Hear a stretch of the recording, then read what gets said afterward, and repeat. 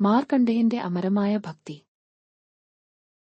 നീണ്ടകാലം മുമ്പ് മഹർഷി മൃഗണ്ഡയും ഭാര്യ മരുതുതി ശാന്തമായ ആശ്രമത്തിൽ താമസിക്കുമായിരുന്നു.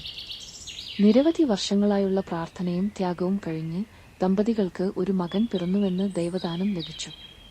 അവരെ മാർക്കണ്ഡേയൻ എന്ന് പേരിട്ടു. ദമ്പതികൾക്ക് വലിയ സന്തോഷമുണ്ടായിരുന്നു. എന്നാൽ ഉടനെ മഹർഷിക്ക് ആകാശത്തിൽ നിന്നൊരു ഭയാനകമായ പ്രവചനം ലഭിച്ചു. മാർക്കണ്ഡേയന് 16-ാം വയസ്സിൽ മാത്രം ജീവിക്കാമെന്ന് പറഞ്ഞിരുന്നു. ഈ ദുഃഖം അറിയാമായിരുന്നു മൃഗണ്ഡു മഹർഷിയും മാരുതുതിയും ദുഃഖിക്കാതെ മാർക്കണ്ഡേയനെ സ്നേഹത്തോടെ വളർത്തി. അവർ അവന്റെ ജീവിതം നല്ലതാകട്ടെ എന്ന് പ്രാർത്ഥിച്ചു.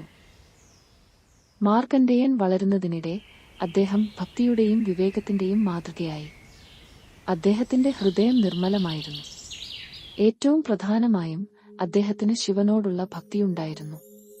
ദിവസവും മാർക്കണ്ഡേയൻ പ്രാർത്ഥനകൾ അവന്റെ മനസ്സിൽ ശിവലിംഗത്തിൽ ഉറച്ചിരുന്നു, ദൈവാനുഗ്രഹത്തിൽ മുഴുവനായും നടത്തിയിരുന്നു. 16-ാം പിറന്നാൾ വന്നു. സൂര്യൻ ഉദിക്കുന്ന സമയത്ത് മരണത്തിന്റെ നിഴൽ ആശ്രമത്തിൽ കയറി. മരണത്തിന്റെ ദൈവമായ യമൻ പ്രത്യക്ഷപ്പെട്ടു. യമൻ തന്റെ ദൗത്യത്തിന്റെ ഭാവനയോടെ യുവമകനെ സമീപിച്ചപ്പോൾ മാർക്കണ്ഡേയൻ ശിവലിംഗം കെട്ടിപ്പിടിച്ച് കണ്ണുകൾ അടച്ചു ശിവന്റെ വിശുദ്ധ നാമം ചൊല്ലാൻ തുടങ്ങി. ആ സമയം അന്തരീക്ഷം ഒരു അദൃശ്യശക്തിയാൽ കുലുങ്ങിയതായി തോന്നി. മാർക്കണ്ഡേയന്റെ ഭക്തി വളരെ ശക്തമായിരുന്നു. അവനു ശിവനോടുള്ള സ്നേഹം അത്ര ശുദ്ധമായിരുന്നു. സ്വർഗം നിശ്ചലമായി നിന്നതുപോലെ തോന്നി. യമൻ ബാലന്റെ അദ്വിതീയമായ ഭക്തിയിൽ ആശയപ്പെട്ട് മാർക്കണ്ഡേയനെ ശിവലിംഗത്തിൽ നിന്ന് അകറ്റാൻ ശ്രമിച്ചു. പക്ഷേ ബാലൻ കൂടുതൽ ഉറച്ചുപിടിച്ചു. ഹൃദയം പ്രാർത്ഥനയാൽ നിറഞ്ഞു. നിലം അപ്രതീക്ഷിതമായി നടുങ്ങി.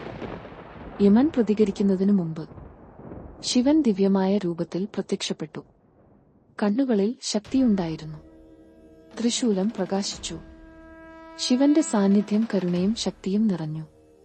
ശിവൻ കോപത്തോടെ യമന്റെ നേരെ തിരിഞ്ഞു. എന്റെ ഭക്തന്റെ ജീവൻ എടുക്കാൻ നീ ആരാണ്? ശിവൻ കഠിനത്തോടെ ചോദിച്ചു.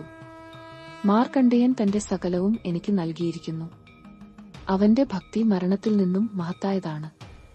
ഒരു ദൃഢമായ പ്രഹരത്തോടെ ശിവൻ തന്റെ ത്രിശൂലവുമായി യമനെ ആക്രമിച്ചു. യമൻ നാണം കെട്ട് പരാജയപ്പെട്ട് ഒരിക്കലും തിരികെ വരാത്തവണ്ണം അപ്രത്യക്ഷനായി. മാർക്കണ്ഡേയൻ ശിവലിംഗത്തിൽ നിന്ന് കൈവിടാതെ കണ്ണുകൾ തുറന്നു. അവന്റെ സമീപം ശിവൻ നിന്നു. മാർക്കണ്ഡേയന്റെ ശക്തമായ ഭക്തിയും ഉറച്ച വിശ്വാസവും കണ്ട് ശിവൻ അവന്റെ തലയിൽ കൈവച്ചു. നിന്റെ ഭക്തിയും വിശ്വാസവും ലോകത്തിന് തെളിയിച്ചു. നിന്റെ അതുല്യ സ്നേഹത്തിനു വേണ്ടി ഞാൻ നിന്നെ അമരനാക്കുന്നു. നീ എന്നും യുവാവായി എനിക്ക് സമർപ്പിച്ച ഭക്തിയുടെ പ്രതീകമായി നിലനിൽക്കും. ആ നിമിഷം മുതൽ മാർക്കണ്ഡേയൻ സമയത്തിൽ നിന്ന് സ്വതന്ത്രനായി. അവൻ ശിവനോടുള്ള ഭക്തിയോടെ ബാലനായി തുടർന്നു ജീവിച്ചു. ദൈവസ്നേഹവും വിശ്വാസത്തിന്റെ ശക്തിയും പ്രചരിപ്പിച്ചു. അവന്റെ കഥ പ്രതിസന്ധികൾ നേരിടുന്നവർക്ക് പ്രതീക്ഷയായി. മാർക്കണ്ഡേയന്റെ കഥ പഠിപ്പിക്കുന്നു, വിശ്വാസവും ഭക്തിയും നമ്മെ ശക്തമാക്കും. സത്യമായ ഭക്തി എന്തും ജയിക്കാൻ സഹായിക്കും.